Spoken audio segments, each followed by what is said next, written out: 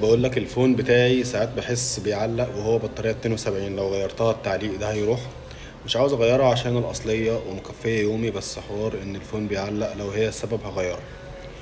هرد عليك وعلى ناس كتير قوي في الموضوع ده. ناس كتير بتبقى متخيلة ان البطارية عمرها ما هتتغير غير لما توصل لحد ال60، او في ناس اصلا مش بتبقى مركزة في حوار البطارية، وبيكتشفوا ان الشاشة مرة واحدة اترفعت من مكانها علشان خاطر البطارية اتنفخت.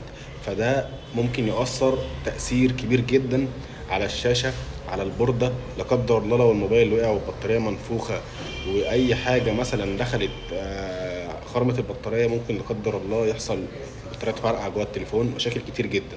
طيب، بالنسبة للبطاريات اللي هي 72 و 73، يعني بيعمل تهنيج. بيعمل تهنيج، بيعلق، بتحس ان الموبايل ساعات في لاج كده، بيفصل منك بسرعة، فتضطر مثلا عاوز تشحنه بسرعة.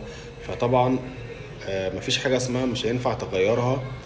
حتى لو هو ما كانش بيعلق، انت لازم هتيجي عليك وقت وهتغيرها. يعني لما تنزل لل70 69 لازم هتغيرها، حتى لو هي مكفية يومك. عشان صدقني كتر الشحن فيها وكتر الاستخدام هتخلي البطارية يحصل فيها انتفاخ، فده هيسبب مشكلة في التليفون. فهو انت عموما طالما هي عاملة معاك تهنيج فغيرها، لان ده هيساعد على التليفون. وبتبقى في بطاريات اصلية نضيفة في السوق، لو مفيش فيها خلع وموديل قديم ملوش خلع، فهتلاقي بطاريات برضو نضيفة في السوق.